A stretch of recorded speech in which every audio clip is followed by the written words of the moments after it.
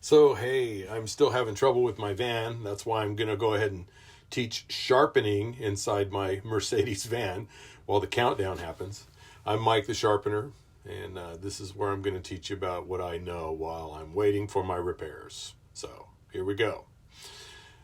With a boning knife, something like this, you're going to want to learn what it feels like to touch your belt as it's moving. It won't grind your fingers off, but you might want to practice with it still without running and figure out what is a nice flat edge that's really going to make this boning knife narrow and sharp. So you got to get a feel for your grinder, and you got to get a steady flow with your stroke. So each time you take a layer of metal off, you need to kind of keep that still and not wobble around. So it's going to take practice. Of course, it's going to take practice, but that's okay. You're going to go ahead and practice and get this and get it smooth. So it's a consistent angle all the way down the knife at a nice thin flat angle. But you're looking again, like I said in the other video, for your burr.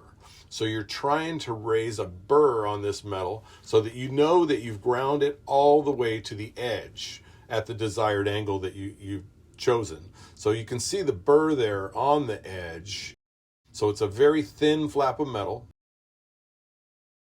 What you have happening is the belt goes down against the blade with the razor blade up, the razor edge up for your grind. And you got to learn to handle that, okay? It's a dangerous thing to do if you're using a belt grinder, but that's how you see your burr clearly as it raises up. You see that burr? It's just developing right along the edge.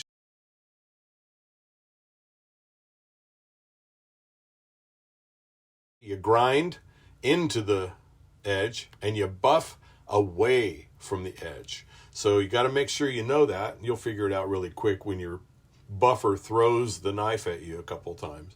But you want to get it as razor sharp as you can. You don't want to roll the edge with that buffer, but you want to just take off that burr that you've created. And then if there's any extras down there, you want to clean that up. Sometimes you leave these little sharp edges down there as the knife wears, and you got to take that down and clean that up. And that's very important because it'll cut the hand of the person using the knife if they're not ready for that. So what you're going to do, like I say, I test my stuff before I start too, but not always. I guess not always. Sometimes I can just see that it's dull, but I do test it afterwards because it makes me feel so good.